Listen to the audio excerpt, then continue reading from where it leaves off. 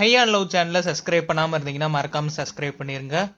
Hello all welcome to my channel. So இன்னைக்கு எபிசோடோட second promo வந்துருச்சு. பேகேஜ் வச்சுட்டு எல்லாத்தையும் தப்பா புரிஞ்சுக்கிறாரு. அது வேற யாருமே இல்ல, ஆரியா தான் சொல்லியிருப்பாங்க. கேமராவும் ஆரியா தான் ஃபோக்கஸ் பண்ணுது. ஹவுஸோட பீஸை கெடுக்கிறாங்க. இது வந்து சனமரா அனிதாவா தான் இருக்கணும். அண்ட் கேமரா அவங்க ரெண்டு பேர்த்தையும் தான் ஃபோக்கஸ் பண்ணுது. சிரிச்சுட்டே பேசி ஹட் பண்றாங்க. அது வேற யாருமே இல்ல, ரம்யா தான். இதுக்கு ரம்யா இன்னும் அதிகமா சிரிக்கிறாங்க. யார் நாமினேட் பண்ணதுன்னு பாத்தீங்கன்னா ரமேஷ் தான் பண்ணது. அண்ட் பாலாவோட ஷேடோல இருக்காங்க. இது வேற யாருமே இல்ல, கண்டிப்பா சிவானி தான். இதை கேட்டதுக்கு அப்புறம் பாலா டென்ஷன் ஆகி சைன்றாரு. பாலாவோட ஷேடோல இருக்காங்கன்னு சொல்லிட்டு யார் நாமினேட் பண்ணதுன்னு பாத்தீங்கன்னா அர்ச்சனா தான் பண்ணாங்க. அண்ட் பாலாஜி சிவானிட்டு அதெல்லாம் தவறான செயல்னு சொல்றாரு.